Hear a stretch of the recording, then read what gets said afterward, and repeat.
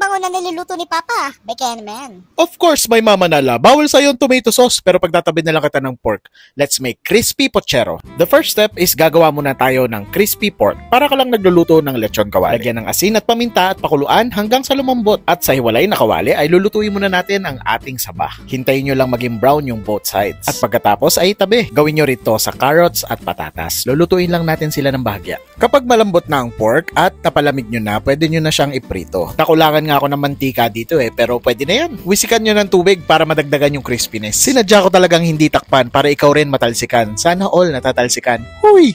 Erase. Ang gagawin naman natin ngayon ay igigisa natin yung ating bawang at sibuyas at kamatis. At pagkatapos ay ibubusan natin ng ating pork stock. Hindi ako gagamit dito ng tubig para mas malinamnam. Ilagay na natin isa-isa ang ating mga gulay. Ang repolyo, baguio beans, carrots at patatas. Tapos lagay na natin ang ating tomato sauce. Lagyan ng konting pampalasa, seasoning, and sugar. Pag lumubog na yung mga gulay, ilagay na natin ang ating pork and beans. O kayo nang bahala kung anong brand ang gagamitin ninyo Pagkatapos, isunod na natin yung saba na niluto natin kanina at yung pechay. Hindi ko nga pala to sinabay sa ibang gulay kasi gusto ko medyo crispy Eto na naman po tayo sa plating for the content. Isasalansan lang natin na maayos para makita nyo lahat ng ingredients. Kung nakaabot ka sa part na to, wag mong kakalimutang i-like at i-share itong recipe na to. At kung meron kang request, comment down below. At wag ka na mahiya, i-hit mo na yung follow button. Ingat!